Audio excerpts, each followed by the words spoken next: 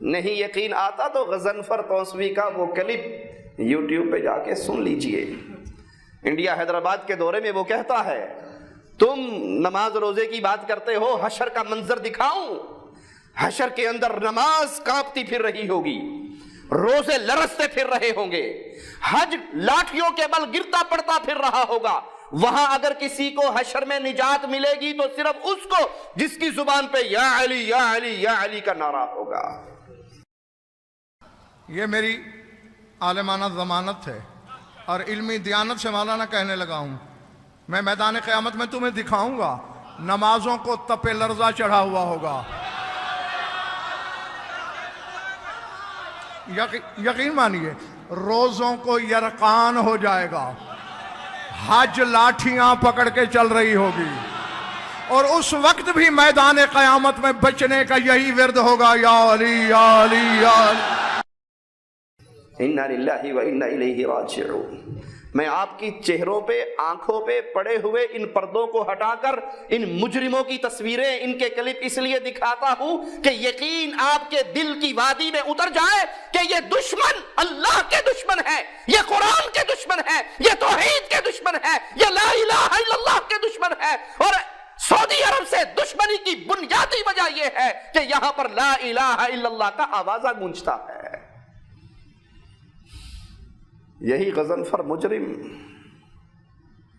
کہتا ہے خیبر کے میدان میں جب جنگ بھڑک اٹھی تو اللہ نے رسول اللہ صلی اللہ علیہ وسلم کی طرف وحی کر کے کہا نادے علیا، نعرہ مار یا علی مدد کا تو بھی.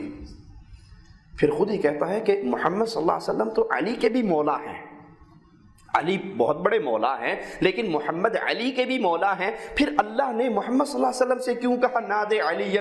کہا اس لیے کہ اللہ کی سنت ہے، مدد اس وقت آتی ہے جب کوئی یا علی مدد کہے. محمد کو بھی مدد کی ضرورت پڑی تو اس نے یا علی مدد کہا تو مدد ملی، ویسے نہیں ملی تو قیامت تک کے لیے جس کو مدد چاہیے اس کو یا علی مدد کہنا پڑے گا.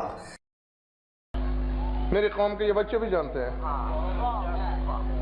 مقبول اتنا سا تھا سننے لگا، پھر خود کتابیں پڑھنے کی توفیق ملی تو خود بھی دیکھا کہ خیبر میں اللہ نے حکم کے لہجے میں اپنے محبوب سے کہا تھا نعوذ علی. کہا تھا پیچھے والوں، کہا تھا جو مومنین کھڑے ہیں، کہا تھا علی علی کرتے ہیں فرشتے اور اللہ سے خلافت مانگ لیتے ہیں. عادی ہو جاؤ اس کے. تو جب رسول جیسے عزت دار کو نعرے کی معافی نہیں ہے تو مجھ جیسے جھوٹے عزت دار کو کیسے ہوگی؟ انا للہ و انا الیہ راجعون. حقیقی صورتحال یہ ہے کہ یہ توحید کے دشمن، یہ لا الہ الا اللہ کے دشمن اسی لیے دشمنی کرتے ہیں بیت اللہ سے. اور ان کے اوپر قرآن حکیم کے یہ آوازیں بڑے فٹ اترتے ہیں. قد بدت البغضاء من افواہہم، ان کے اندر کی چھپا ہوا، ان کے اندر کا چھپا ہوا بغض ان کی زبانوں سے ظاہر ہو گیا ہے. نہیں یقین ملا باقر مجلسی کی کتاب کو کھول کے پڑھیے، 12ویں امام کی کارستانییں سنیے.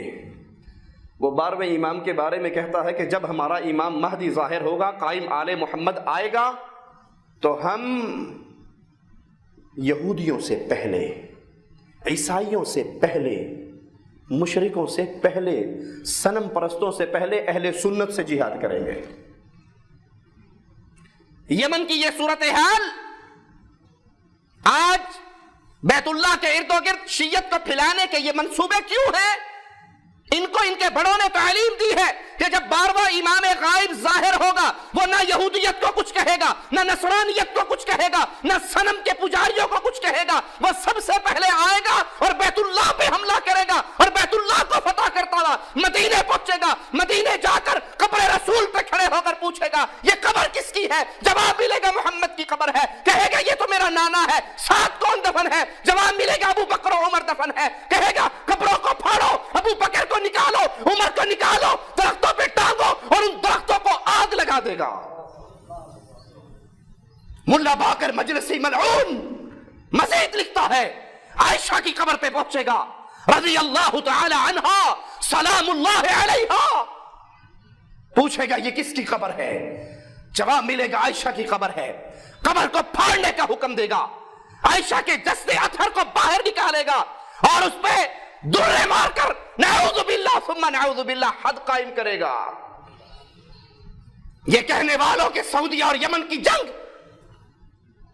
ایک ملک کی دوسرے ملک سے جنگ ہے، ہم حرمین شریفین کی حفاظت کے لیے موجود ہیں، آل سعود کی حکومت کو بچانے کے لیے نہیں۔ ارے ظالموں، ان مجرموں کے جملے تو سنو، یہاں جنگ آل سعود کی حکومت کی جنگ نہیں ہے، یہاں جنگ ابو بکر و عمر کی قبروں کی حفاظت کی جنگ ہے، بیت اللہ کی حفاظت کی جنگ ہے، مسجد رسول کی حفاظت کی جنگ ہے، عائشہ کی عزت کی حفاظت کی جنگ ہے۔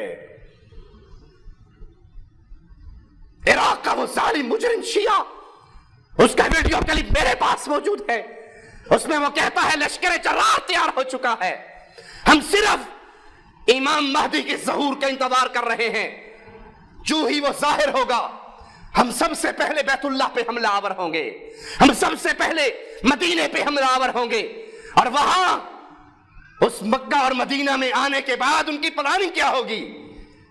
اس کو شرک کا مرکز بنائیں گے، یہاں صحابہ کی قبروں کی توہین کریں گے، صحابہ کے مبارک اجساد کو نکال کر آگ لگائیں گے،